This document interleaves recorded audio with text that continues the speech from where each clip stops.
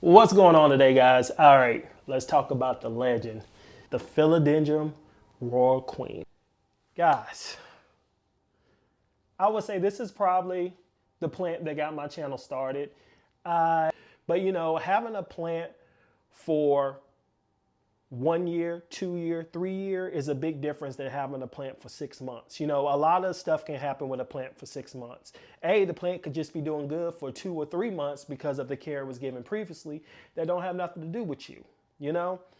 But when you start keeping plants longer than 6 or 7 or 8 months, then there is something that you are doing right that the plant is evidently benefiting from. So this right here, though, I think this was like my 10th, 11th, or 12th video. I don't know. I actually called it the Dark Lord, all the way wrong. Went back and found out that this isn't a Dark Lord.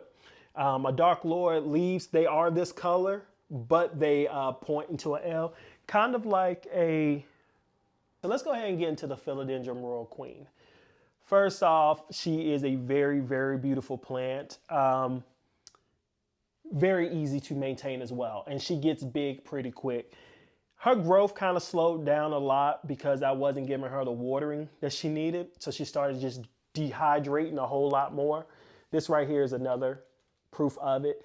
Once this leaf started kind of getting wrinkled like this, I decided I need to go ahead and get her into a self-watering container because she simply was just thirsty. You know, she was going through water a little bit faster than what I could get to her because my mind hadn't got on the process of, hey, I need to water her 2 or 3 times. And with her being all the way in the back of the room, it's easy for her container, her reservoir, to get overlooked. Not her size, not her leaves. I could see her back there every day. I just don't think about the care part. I'm like, oh, she looks good. And then one day I got real close up on and started seeing this. And I was like, okay, you know what? We're going to go ahead and get her into a self-watering container so that way I don't be missing watering functions and continue to have leaves like this. Since then, we got a whole new shoot going from there, so the plant is doing good. This is another plant that does need to be fed if you want the plant to grow fast. The first year that I had the plant, I did not feed it, and it did fine. Okay, so if you don't want to feed this plant, your plant will still give you the results. I just noticed that when I did feed my plant and start fertilizing her once a year, that this isn't the first cut from her. I actually had a cutting from her that I took off. And she's also missed like 2 or 3 leaves that's been bumped, bruised, and had to remove. And still for her to have this size just lets me know that fertilizing and feeding her is beneficial to her because this plant is still growing at a good amount.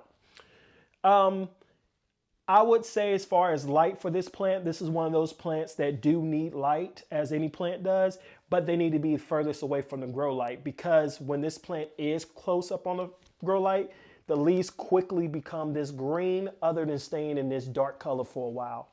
The leaves actually to me could just be mental, but the leaves have darkened up a little bit more than what they used to be because this was a plant that made me think about, hey, if I move this plant away from the grow light, it can get its color back. I've had this plant and I had another plant that was at the bottom of it that the leaves were getting bright, guys. Like it didn't have the dark color anymore. I was like, okay, this is just weird because I want these plants to be dark. That's why I bought them to continue to be dark. So that grow light, back it away some, and I give it 6 hours.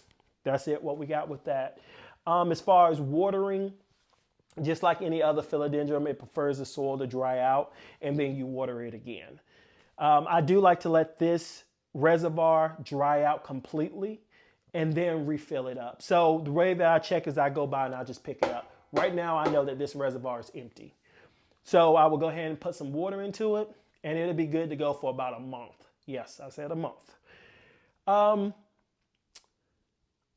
This is not a plant that's prone to diseases.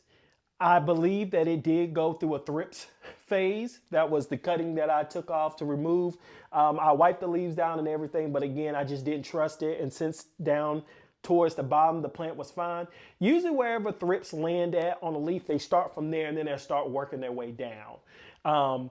So since they hadn't worked this way down, I just cut off where I believe the problem was at, got rid of it, and boom, and this plant has been fine since then. She is a beauty. So when you're growing with Sean, there's always something to learn.